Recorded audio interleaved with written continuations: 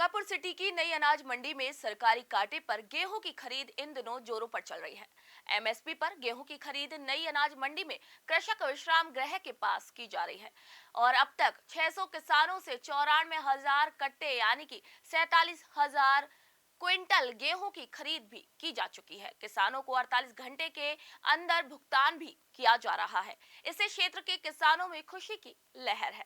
तो आज के सूजस स्पेशल में हम बात करेंगे कि कैसे एमएसपी पर खरीद से किसानों को उनकी उपज का सही दाम मिल रहा है। आइए एक नजर डालते हैं सूजस की इस खास रिपोर्ट पर। 22 अप्रैल को भारतीय खाद्य निगम की ओर से एमएसपी पर गेहूं की खरीद शुरू की गई थी। इसके बाद से लगातार सरकारी स्तर पर किसानों से गेहूं की खरीद की जा रही है।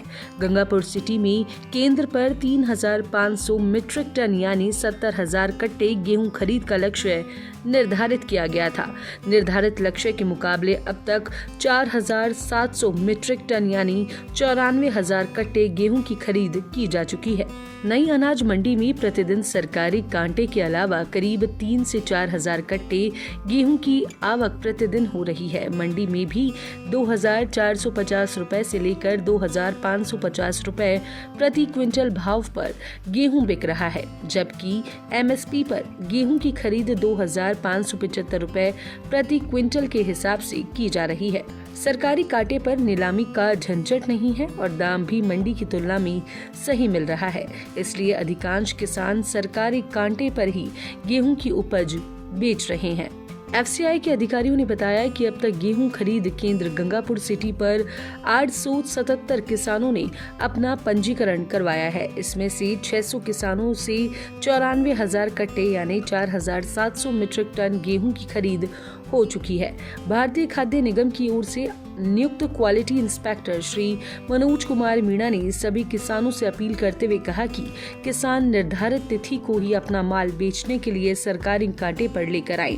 सरकारी खरीद के लिए निर्धारित दिनांक किसानों के संबंधित रजिस्टर्ड मोबाइल नंबर पर भेजी जाती है। उन्होंने कहा कि सभी पंजीकृत किसानों से 30 जून 2025 तक गेहूं की खरीद की जाएगी।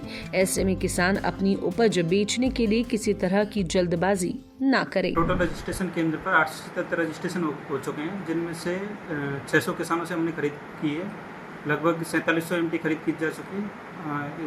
गंगापुर सिटी पे जो लक्ष्य रखा था 3500 एमटी का रखा था, उसमें से बढ़ा के हमने 4700 एमटी अब तक खरीद कर ली है और किसानों का भुगतान हो चुका है। 12 करोड़ के आसपास भुगतान कर दिया। ये योजना 30 जून 2025 तक चलेगी और रजिस्ट्रेशन 25 जून 2025 तक जारी रहेगी। अभी किसान आ रहे हैं, पहले की तुलना में थोड़े कम आ रहे हैं, लेकिन लगातार किसान आ रहे हैं। और प्रोसेसिंग तो जन आधार कार्ड से रजिस्ट्रेशन करवाना पड़ता है।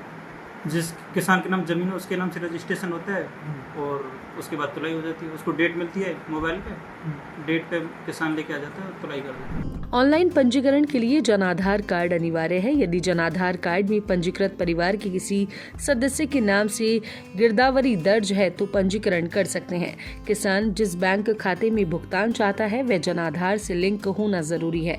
पंजीकरण के दौरान पोर्टल पर गिरदावरी का विवरण भू प्रबंधन विभाग के रिकॉर्ड से ऑटो फैच होगा। यदि यह संभव नहीं हुआ तो किसान गिरदावरी से भी पंजीकरण करवा सकते हैं। किसान की भूमि का विवरण राजस्व विभाग के पोर्टल से लिया जाएगा।